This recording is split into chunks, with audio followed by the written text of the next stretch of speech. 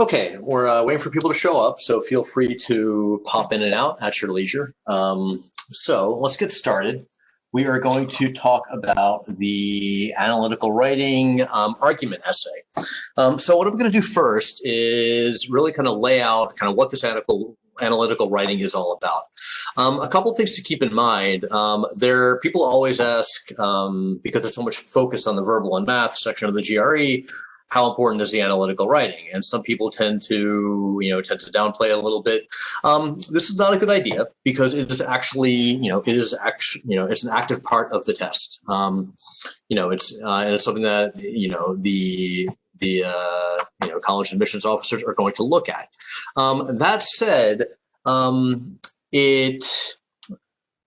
the most part, it's the kind of thing that it could potentially hurt you. It's not going to help you all that much. All right.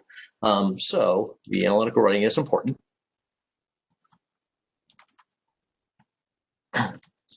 And won't get you into college. Into graduate school. But it could, you want to do the best you can. All right. Could be an impediment for, if you get a low score. All right. So hi, Mrinalini. Welcome to MyGuru's online classroom. Okay. So generally what you're looking for is, you're looking for probably a score of about, 4 or higher. There you can sort of imagine these in sort of, in kind of like two main boxes. All right. So anything from say 4 to 6 generally demonstrates, pretty solid analytical ability, pretty solid writing skill, pretty solid structure. All right. You do not need to, whether you get a 5 or a 6 is really not going to make a huge difference as to whether or not you actually get into the school of your choice. Because the thing is like, your real core writing is going to be in your application, your writing sample, your personal statement, that kind of thing. But the thing is, if you don't get, if for whatever reason, how you do on the GRE analytical writing doesn't match up, then admissions officers are going to take a look and say, wait a minute, something is a little bit off. So 4 to 6 is solid analytical writing. Anything from 0 to 3 is, potentially lacking. Obviously 3 is generally going to be something where you have an okay ability to write, but you're really not getting into kind of the higher level thought process that they need. Now, keep in mind, admissions officers say, no, this is not normal writing. Under normal circumstances, you're not going to, have like a timed 30-minute essay. So, they know the kind of time constraints you're under. But the thing is, you do want to do the best you can. All right. So 0 to 3, you want to try to avoid that because that means that, something that's going to be generally structurally lacking. All right. Now, keep in mind the way these things are scored. They're going to be scored. The entire analytical writing section is going to be scored on a 0 to 6 point scale in increments of 0.5.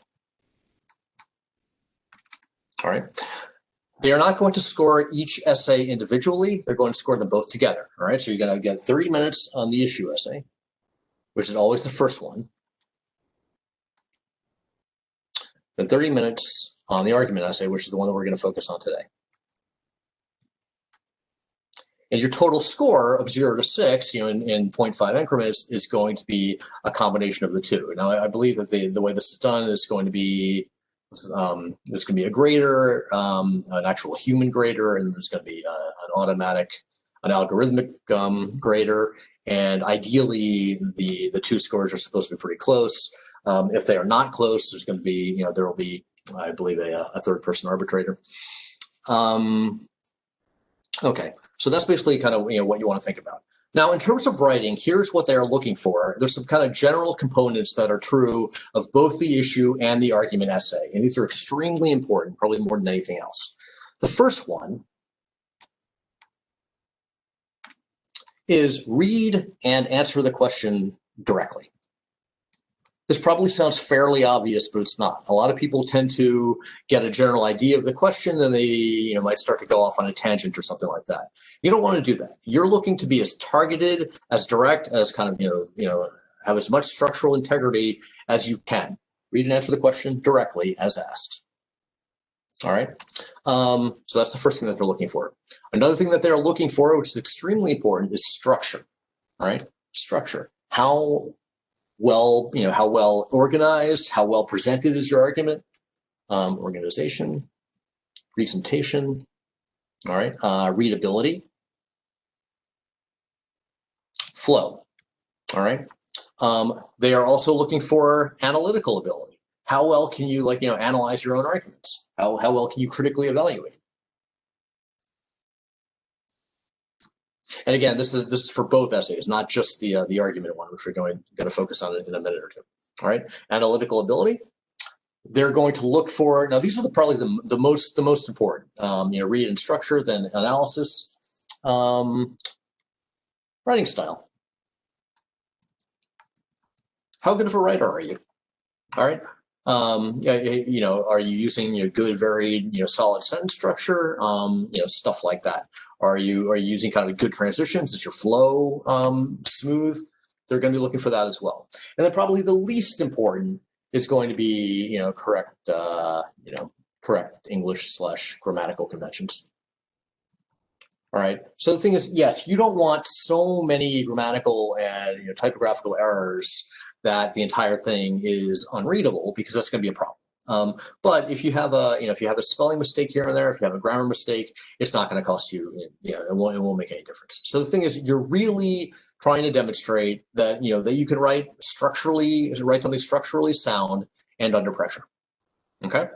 All right. So that is generally what they're looking at for both essays. Now, also for both essays, what you want to do when you actually start writing. Let's change colors here.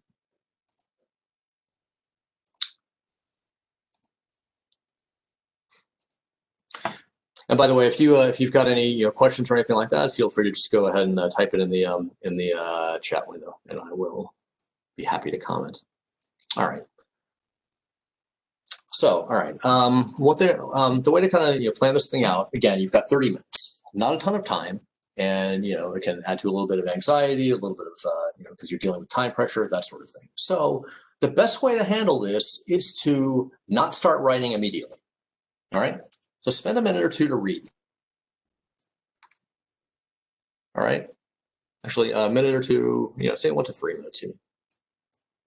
All right. You want to make sure that you have a really good handle on what the thing is actually asking. All right. And we're going to get to a sample prompt in a minute. Okay. Read and understand the prompt. Extremely important, because if you're kind of answering the wrong question, the readers will know. All right. Then to probably maybe 2 or 3 minutes to outline. All right. What do I mean by outline? When you're outlining something, now people have different approaches to outlining. I would take really brief notes that kind of adhere to sort of the arguments that you might want to raise, the structure of the kind of the passage paragraph structure, right? Kind of brief notes that map out where your ideas, points, arguments. All right. Now, what needs to be in pretty much any essay? You probably learned, like everybody else did, the standard 5-paragraph format. I would say in the argument essay, you could probably get away with 4 paragraphs and be fine. You don't want anything to be too short, but if you try to write 7 paragraphs, then you're going to run out of time, and you're only going to have a couple of sentences for each. So you really want to have probably 4 well-developed paragraphs.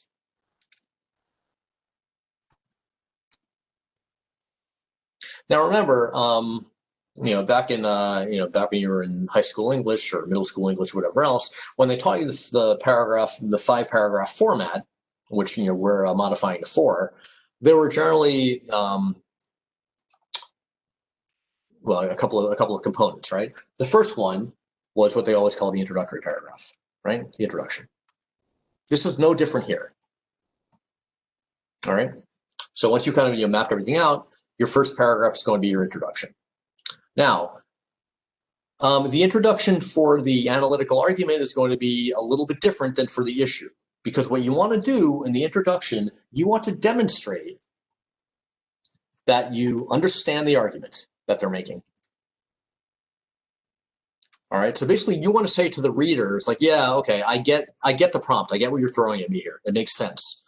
But you always want to acknowledge that the argument is fundamentally flawed.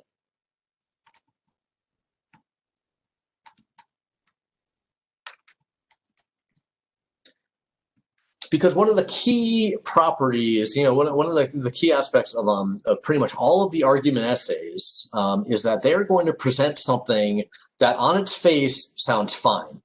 But if you look at it in detail, you're like, wait, have you considered this? Have you considered this? Have you considered this? And probably not, because they're only giving you like a short paragraph prompt or something like that. All right, it's not going to be very long. So assume that the argument is flawed.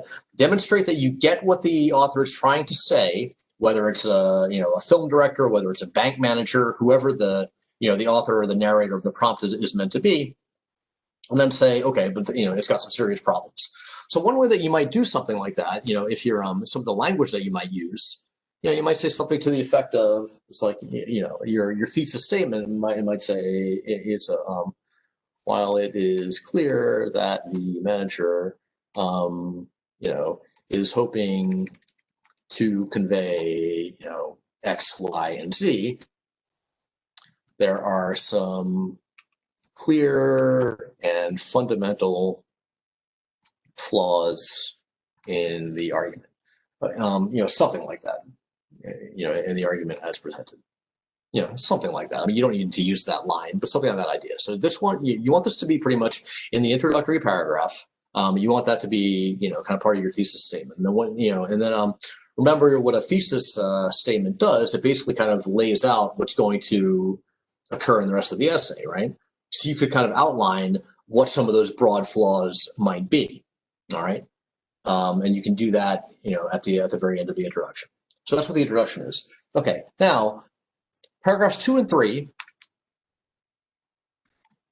again, if you think about your 5-paragraph structure in kind of your standard English classes, these are all body paragraphs, right? Support, no different here. But what the support is going to be is that you want to support why you find that the argument is flawed. So lay out some flaws and analyze them. In paragraph 3, lay out some flaws and analyze them. There are a few different ways of how you might structure this. All right. So, like for example, like one of the very common flaws in a logical argument might be maybe the sample size was too small. Like for example, maybe an urban planner is trying to develop an urban plan for city X, and said, well, wait a minute, city, this happened in city Y, so this will certainly work for city X as well.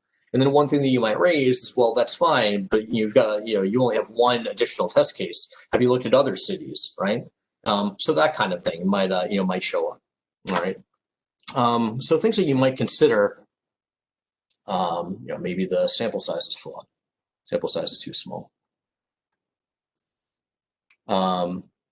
Maybe there's a flawed survey. Maybe people asked poor questions or something like that. Maybe external factors weren't considered, like economics or travel or transportation or whatever else. Yeah. Now you can feel free to be creative with these. Like these are some of the ones that almost always show up, but show that you kind of understand what some potential flaws and arguments might be. All right. And in section 3, you're basically going to be doing the same kind of thing, but you might do a different grouping of, you might come up with some additional flaws, right? So, for example, if in paragraph 2, you're looking at, for example, okay, there's problems with the methodology, okay? And in paragraph 3, then you might talk about, say, external factors or extenuating circumstances and things like that. So remember, each paragraph, you want to be fairly focused, right? That's the whole point of a paragraph, that it's like that they encapsulate a main idea. Okay. But 2 and 3 are going to be about, your general arguments here. Okay. Feel free to be creative. Feel free to critically evaluate. All right. You can go into, you can be creative about things. You can, go into depth. You can, bring in outside knowledge. Anything that you feel might be useful, to building this essay out. And then for paragraph 4, that's, the conclusion. Now, what you're going to do in the conclusion, a lot of times, this is kind of presented as restating the thesis, and that often doesn't really mean anything to anybody. Restate the thesis. Okay, so what are you doing with this? Well, what you're really doing is kind of summing up why this whole argument was flawed, right? Why the argument was, flawed to begin with. All right. And then what you might do is say, well, okay, how could this have been improved? What would have made a better argument? All right.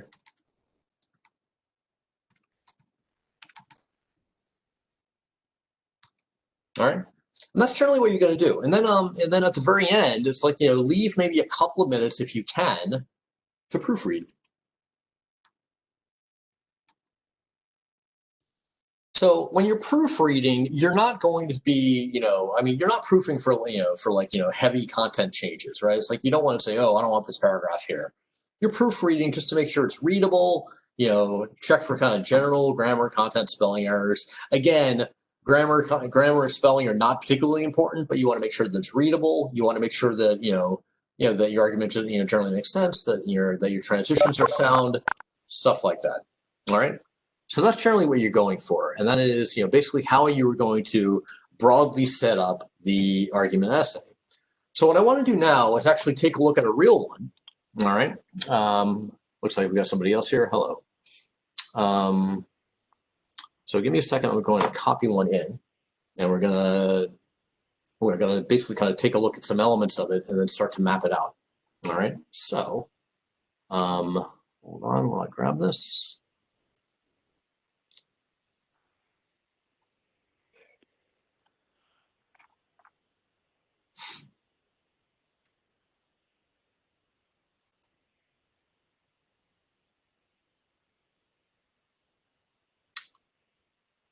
And here we go. All right, I'm going to copy and paste this thing in here.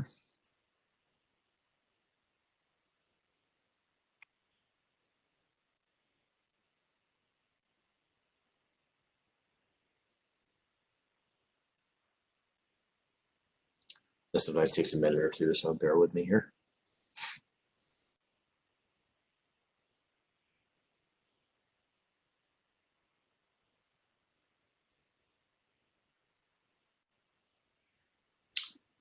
Should be about 10, 15 more seconds, hopefully.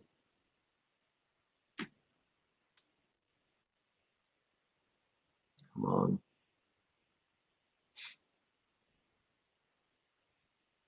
Okay, here we go. All right, let me make this large so that you can see it.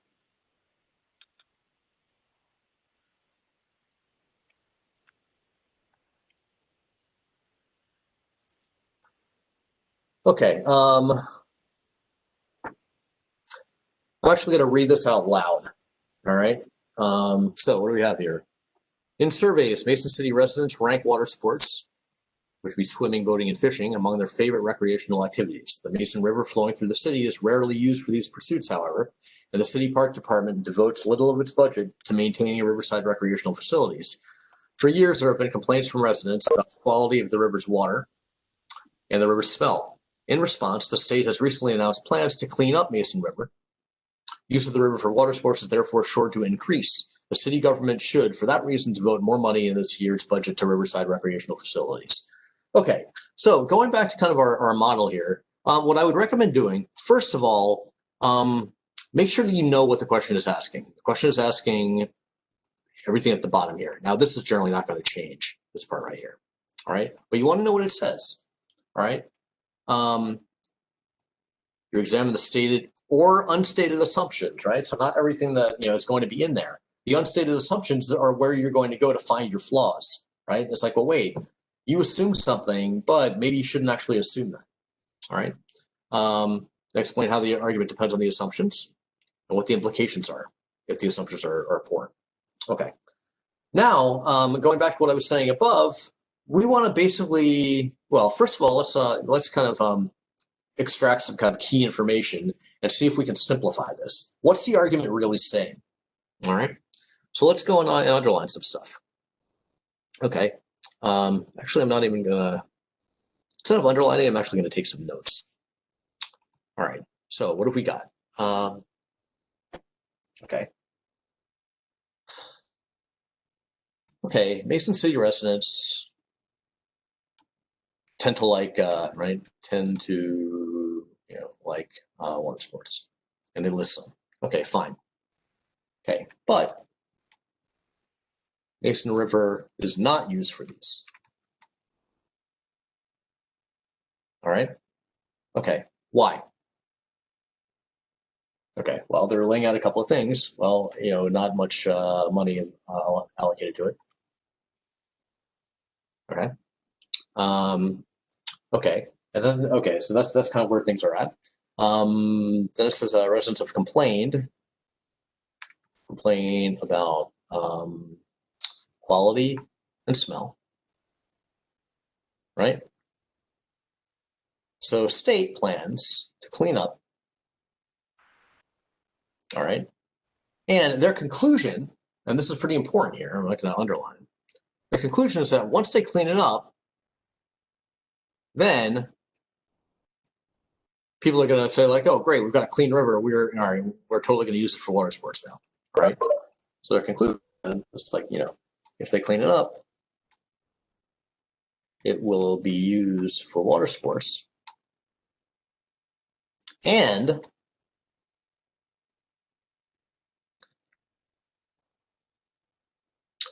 their proposal, right, is to increase funding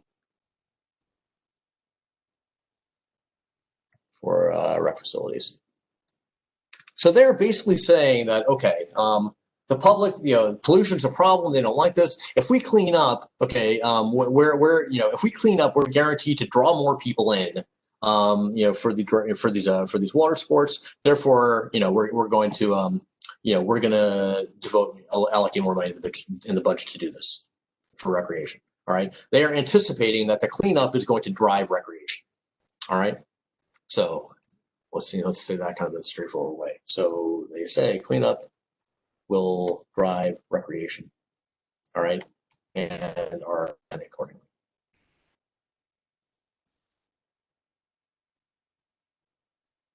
Okay, that's fine.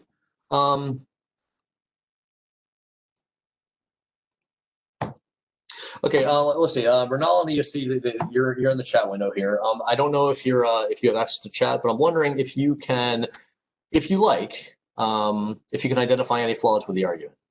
And if I don't hear from you in 10, 20 seconds, I'll lay some out myself. Any thoughts on flaws? Well, first and foremost, I don't know how large the survey was that they took to decide that all the residents want recreation. Okay, so all right, so survey. All right, so we don't know much about the survey. Yes, exactly. Okay, good. All right, so that could potentially, that would probably not make up an entire paragraph, but it could certainly, contribute to a paragraph. All right, so survey size, survey methodology, we don't know. Yeah. Was it biased? It's like, did they only interview, fans of water sports? Did they interview kids? Did they interview, adults? We don't know. Okay. Anything else? Well, they say it's rarely used for these pursuits. So they could have also mentioned what otherwise it's used for. And they also mentioned complaints from the residents regarding the quality of the river's water. Sorry, can you say that? Sorry, can you say that one more time? I've got a bit of a weak connection. Oh, okay.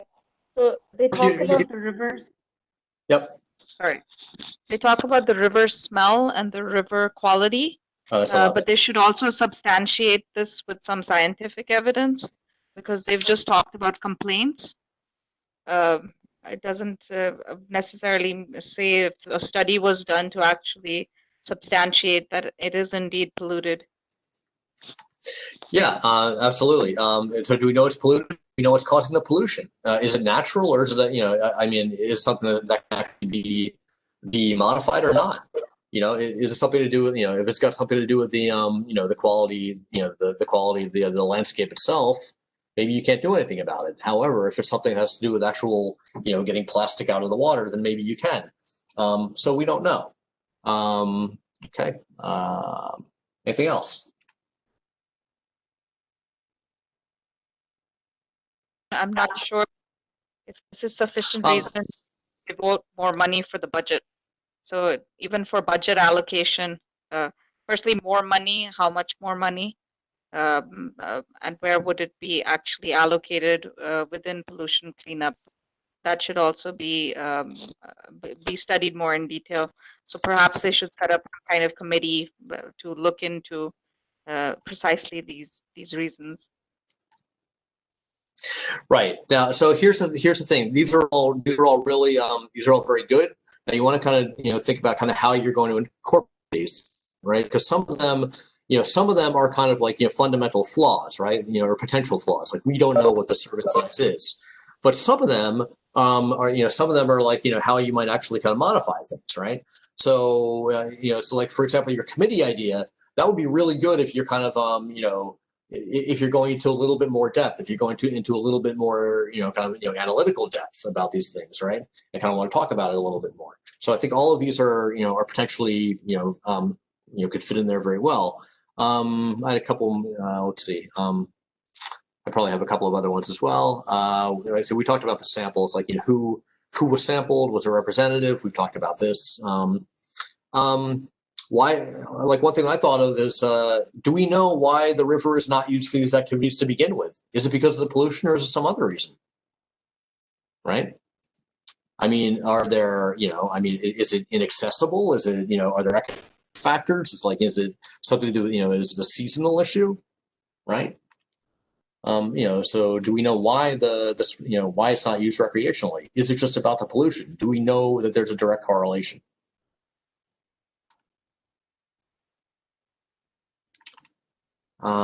See, I got some other ones in here. Let's see. And I said we talked about this a little bit. Like, what do we know about the cleanup plans? I mean, you mentioned Mrinalini, you mentioned the, the budget allocation, stuff like that. And then, do we have evidence that they're going to be effective? It's like, and I think this is where your committee idea could be very, could add some good detail. Have we compared this with other studies?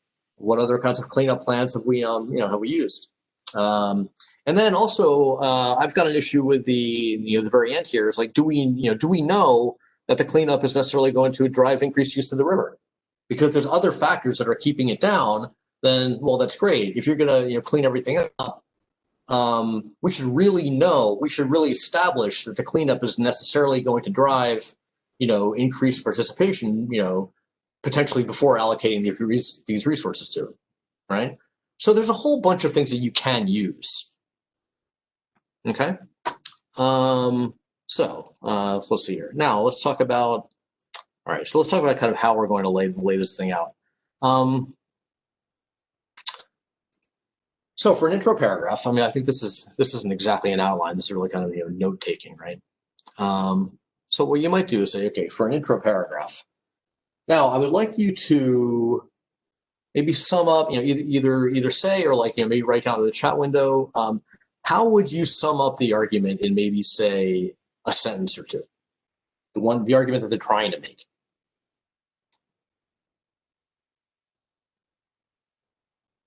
So the Mason City government has postulated that the cleanup of the Mason River would increase recreational activity.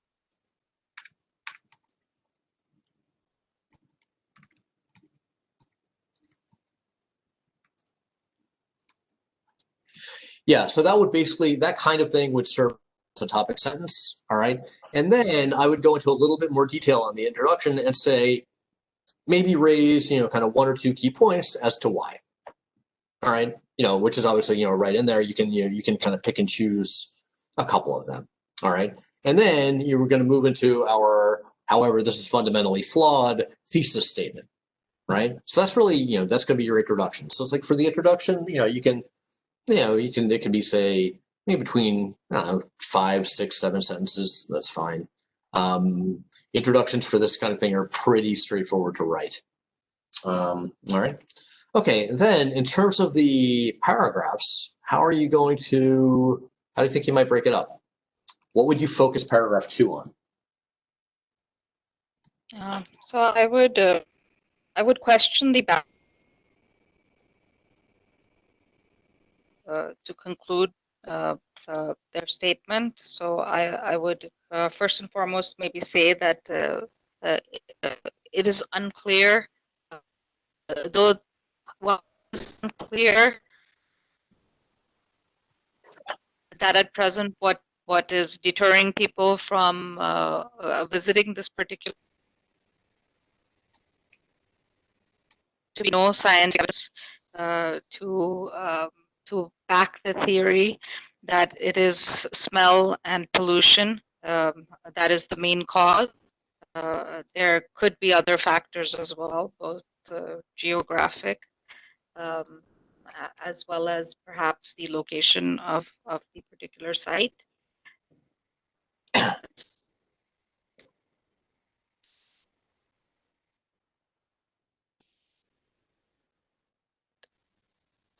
Sorry, you just started to cut out again. Can you say that one more time?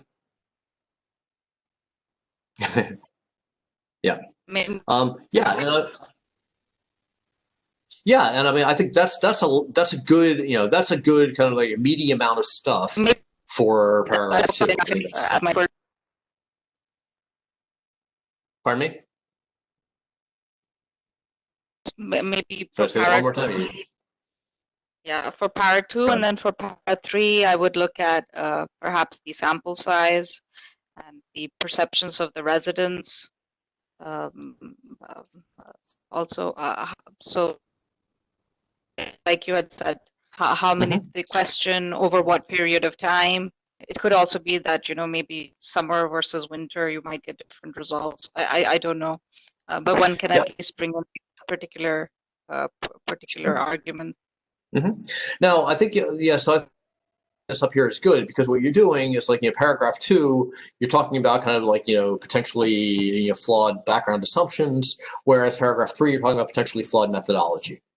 And that lends itself well for setting itself up as a thesis statement. So you could say something to the effect of, going back to, where were we? Listen, okay, so I'm going to copy this part in again. We're going back to the introductory paragraph. So you have something on this idea, right? It's just like, okay, well, it's clear that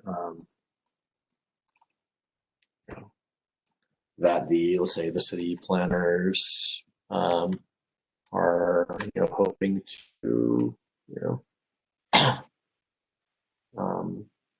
draw to facilitate they promote increased participation in water recreation as a result of their cleanup initiatives, something like this. There are clear, how it was, let's say interpretive and methodology, something like this. Interpretive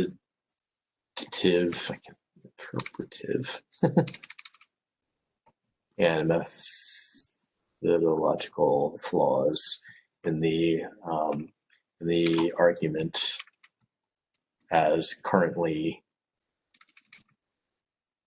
presented. So what this does, so you're not really saying, kind of what those are, but you're using, this whatever, a completely mediocre thesis statement, but it's fine. It kind of gets the job done, and it clearly lays out what you're going to do. It's like, well, okay, we're looking at the interpretation first, or kind of consideration of the background info, whatever, and then for the second one, you're going to look at methodology. So this thesis statement pretty much clearly lays out what you're going to do, and it's a flag that you are going to go and present this stuff in more detail. All right. So that's generally the way you want to set these things up. And I mean, you clearly are, have a good sense of how to kind of identify these things. Now it's just a matter of, kind of comfort level with your own writing ability. But so far, what have you kind of studied the writing stuff at all, or not really yet? While I was doing analytical writing more, I hadn't started on argument as such. Mm-hmm. I found analytical writing actually. I found that they want to. You have to have a little bit of more broader knowledge as well. So in that sense. Oh, you mean for the like for the issue essay? Yeah, for the issue essay. Because you do need to have some more background information on that particular topic. So I felt that they wanted you to be a bit more well-read for the issue essay. Yeah, well, the thing about the issue essay, it's a little bit. I mean, it's a little bit more. It can be a bit more intimidating, because you need to kind of have a couple of ready examples. And you have no idea, what the thing's going to be about. It's like, you can make things up. It's like, you don't have to have a particular background in anything, that they're actually asking you about, but you do want to be able to say, well, okay, I could draw from the sciences if I wanted to. I could draw from the arts. I could draw from politics. I could draw from historical figures. In some cases, you might draw from your own personal experience, but I would do that with caution. Whereas the argument essay, it's all kind of right in front of you, right? So so it's like there's nothing to really kind of think about. It's like, yes, it's great if you can bring in a little bit of, if you know something about water treatment, well, or if you know something kind of, that kind of thing, then great. Feel free to bring it in, but you don't have to. So you're kind of less on the spot to, because I mean, like one problem with the issue essay is that people sometimes tend to lock up. It's like, wait, I can't think of anything. It's like your mind goes completely blank, and which is why these essays aren't exactly fair. But at least for this one, the stuff is right there. It's just a matter of kind of how you unlock it. That's true. But I was actually I was trying to at least practice writing one a day, so that at least one gets in the flow. So yeah, no, I think that's a good idea. That's excellent. I would also recommend, which you've probably done a little bit. I mean, one of the best kind of sort of practices that you can do for these kinds of things is take a look at what would get a 3, take a look at what gets a 4, take a look at what gets a 5, what gets a 6, and see what you're doing or what you're not doing. I mean, that can be really useful. I mean, I think let me take a look here. I think this one may actually. Give me 1 second, and I can. Where is it?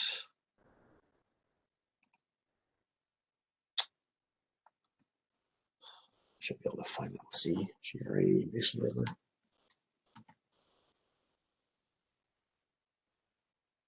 Okay.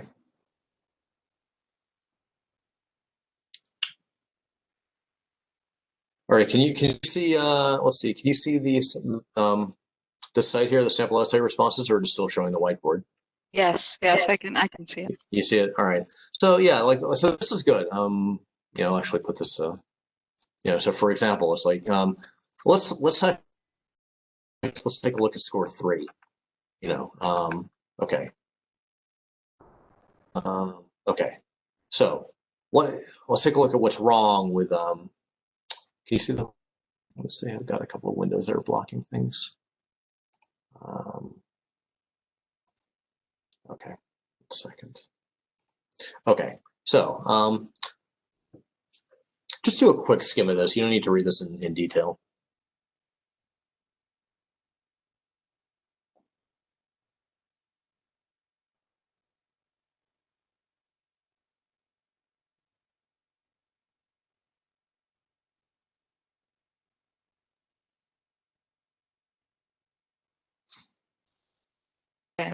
Okay, that's probably enough for a skim. So, all right, a couple things wrong with this one. It's one paragraph. This flow is not very good.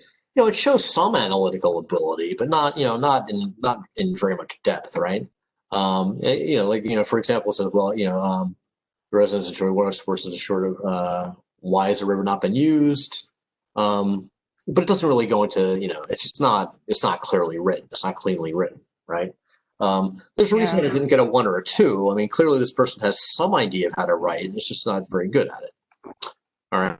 Now, again, like what I'd say at the very beginning of this, I'm not sure if you were here yet when I started this out, but there's a difference between the 0 through 3 level essays and the 4 through 6. Whereas once you go from like 3 to 4, then you kind of go from sort of like, remedial to okay level writing to general decent writing. All right. So now let's go up here and take a look at the level 4 one.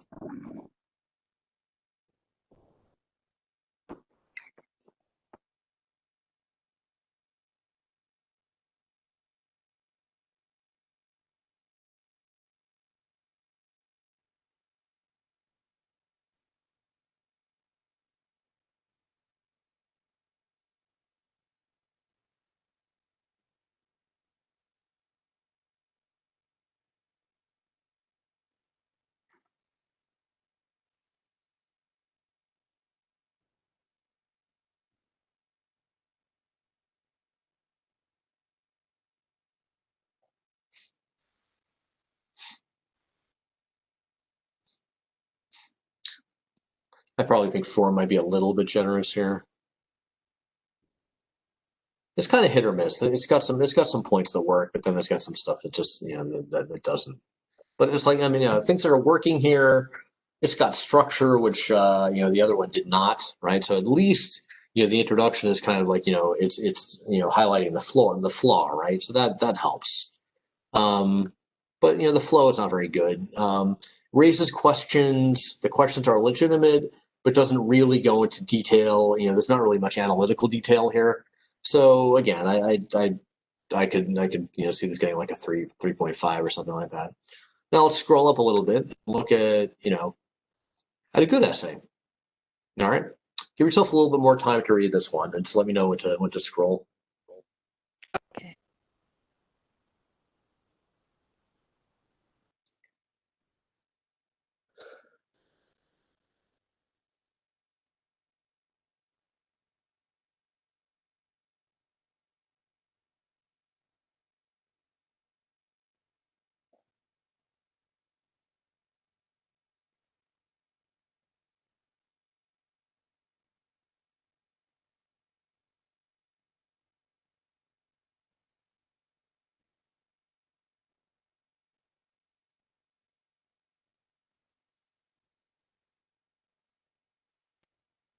Scroll up. Yep.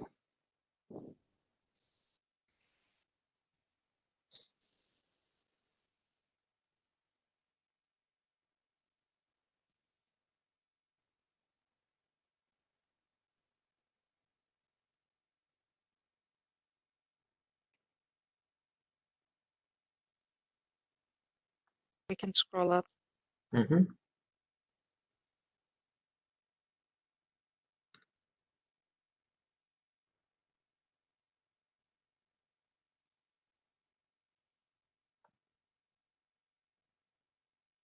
We can scroll up while the highlight possible questions. Okay. All right. So what are your thoughts on this one? I know you're still kind of might still be in the middle of it. Yeah, I think it's very well. I think it's very good in terms of its structure. It flows quite well. I think Yep. the criticism was that they asked too many questions. Too many rhetorical questions. Yeah. Yeah. It's a stylistic thing that you can use sparingly, but yeah, there's a lot of these. Yeah, I think you're right about that. I think there's also sometimes the author kind of diverts into areas which are not really necessary. Like when looking at the survey, it goes into this whole like kind of weight loss analogy. It's like you've only got half an hour to write this thing. Keep it focused. I don't think you need to kind of like you can raise issues about the survey itself without it going into like analogous surveys. So and yeah, but the writing is good. I mean, it's solid enough. I can see this getting it. Raises some good and interesting questions. So yeah, solid 5. Yeah, All right. yeah. Now let's go and look at. I think For for me. 30 minutes that they got a lot in. Yeah, absolutely. I mean, there's 1, 2, 3, 6 paragraphs. Okay. Now let's go and look at the top level one.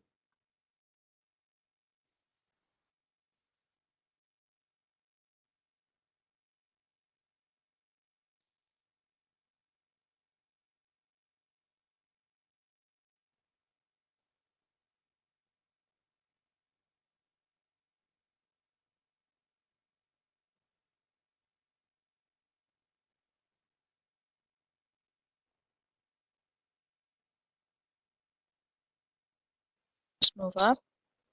Mhm.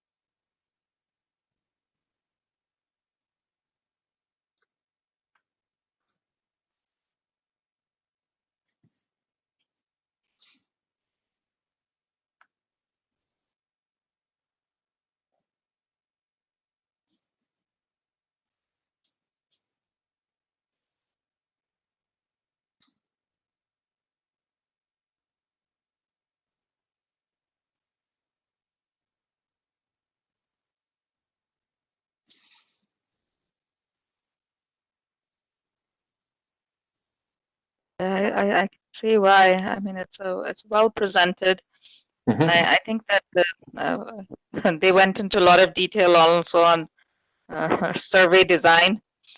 Yeah. Because it does lead to a lot of biases if you're not careful. Yeah. So what they did is like you could take a different approach. You could take a depth or a breadth approach, right? So you could take one thing and go into a lot of detail, like they did with the survey. There's a lot there, which is fine, right? Although to be honest, because this essay is long anyway, they did a full, like 5 full paragraphs. So they were able to go into like a lot of details here, but yeah, it's very well structured. Another thing that's done well, both the opening in terms of kind of laying out the flaw, and the conclusion is really well done. It's short, but it's well done, right? Because a clean, beautiful, safe river often adds to a city's property values, right? So this is saying, this is potentially a good idea, but you haven't made the case, right? So that's a good way of kind of like summing everything up, kind of taking it forward. How could you have done this better? And done in like a very a fairly concise. This is just what 3-sentence conclusion, right? But I think it works very well. Mm-hmm. Because I liked also the use of imagery in this person's writing, because you Mm-hmm. can imagine you can imagine what, especially in the last para, you can imagine the scene as well. So Yeah, yeah, no, you're right. It's true. Yeah, I mean, this is good writing. This is solid writing, and definitely, absolutely deserving of of the 6. All right, so yeah, I guess this session's gonna wrap up in a couple of minutes. Any thoughts, questions before we close out? well, yeah, I mean, how often should one practice? Because of course you have to also devote time to the other sections of the exam. So how A couple of questions. Do you know when you're taking the exam or not yet? December? Okay, December. And how are you doing overall? I'm not doing so good, and I should be practicing more in terms of taking more mock tests. Yeah, I mean, I would say it's like, yeah, I mean, it's like, I mean, I probably wouldn't do like a third, and a third between writing, verbal and math, because like, the verbal and math numbers, the verbal and quant numbers, those are the big ones. Now, this is important. It's probably a good idea to get some feedback on an essay somewhere. To kind of get a sense of I don't know. I guess you probably don't have any writing on hand. But but I mean, in order to kind of like, get a sense of like how you feel your own writing is. But I think if you're scoring, if you feel that you're kind of anywhere like, kind of the four, like the 4.5 to 5.5 category, there's no, then you're fine. If you find that writing is an area where you're really lacking, then, then you might want to put some extra effort into it. But I don't think that I would put equal weight on all three of these things. The thing is, you just want to like, unless you feel that things are really, really, really kind of, if you feel that the writing's kind of impaired and you really need to kind of practice it, that's one thing. Because again, it's like, whether you get a 5 or a 6 is really not going to make much of a difference. As opposed to, on like the quant section, there is going to be a pretty big difference between getting a 155 and a 165. If that makes sense. I should just focus more on my I mean, like, I don't think that you need to do like, one practice essay every day. I think, if you're doing a few of these a week, that should be fine. Okay. And I would definitely, like, what I'm saying, like, go and take a look at various scored essays to kind of see how they are. Because see if you're doing what they're doing, and then I would get someone to kind of comment on your writing to kind of so that you're not just judging it yourself. Okay. All right. Okay. I think I'll take that into account. And in terms of topics, I should stick to the ETS. Yes. Sorry, say that again. In terms of topics. So in terms of possible topics, I should stick to the ETS. Yes, because the ETS guide is, you can say, the more authoritative one. Yeah. You mean for the issue essays? Yeah. Yeah, the ETS, they've got that whole list. Yeah, stick to those. Because I mean, there's enough to work. There's enough to work with. I mean, you could find prompts anywhere, but yeah, might as well go with the official folks. What are you using for your study guides? I'm using Manhattan. Okay, Manhattan's fine. Manhattan's good. I would GRE Prep Club has tons of good stuff on there. Okay. Yeah.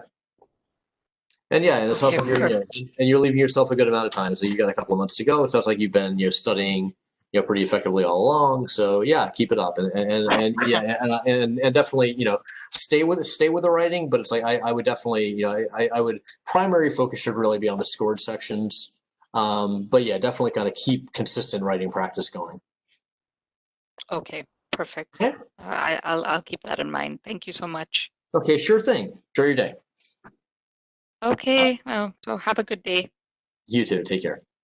Okay, bye-bye. Bye.